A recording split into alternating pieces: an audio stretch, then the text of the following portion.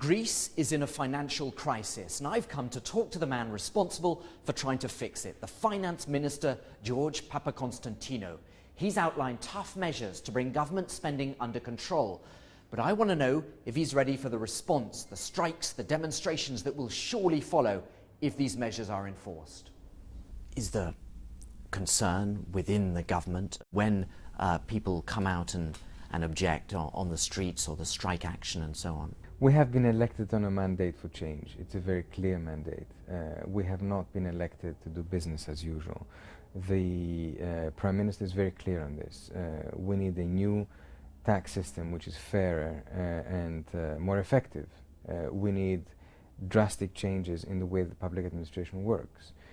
We need to reform our pension system, and we've started the social consultation going in April to a new bill coming to Parliament. We are not here to just continue and accept the kind of problems that have been endemic in the Greek public sector for many decades. We are here to change them. We are prepared to do what it takes, and we are absolutely confident that we have a solid majority of Greek citizens behind us in this.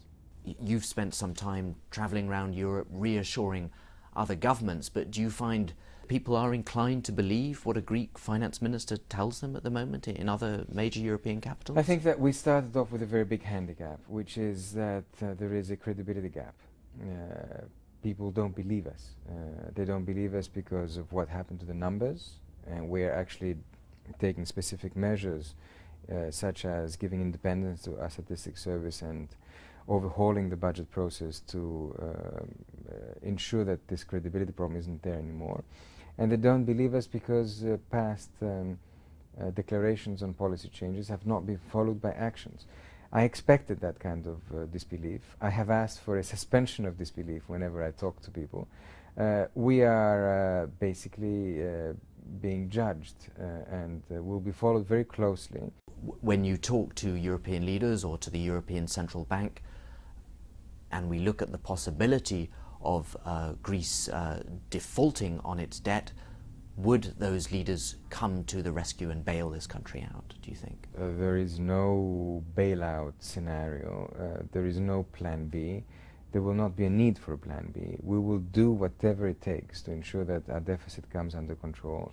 And at the moment, in all my conversations in European capitals and in the context of the various EU institutions, we have neither asked nor expect any kind of such a discussion. Thank you very much, Minister. Thank you.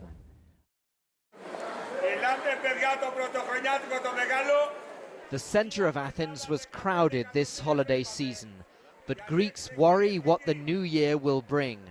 The Prime Minister says they must change or sink. No wonder they're spending so cautiously.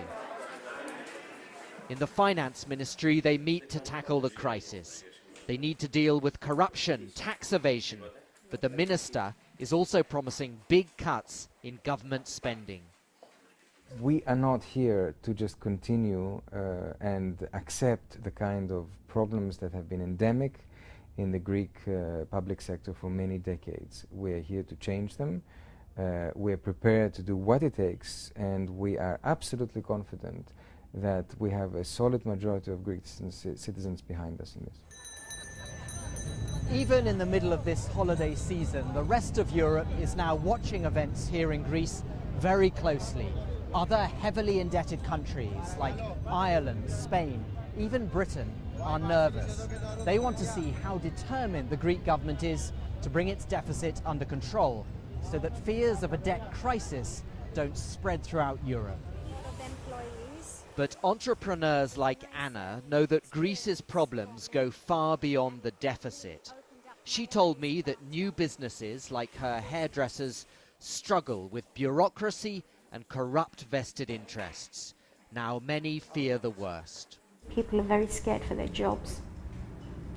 They're very scared for tomorrow, what's going to happen. For those who don't have money, they will have to close, unfortunately. Or they will have to let go of some of the people that work for them, unfortunately. Reforms in Greece always provoke resistance.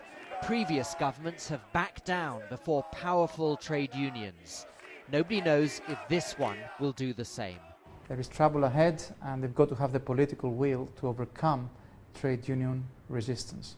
Trade unions, I believe, should see the longer-term picture, and try to contribute to helping the government tackle these issues. But I think there is a storm that's coming ahead. Street entertainment laid on by the city of Athens. But after years of mismanagement in Greece, many people now feel the party is over.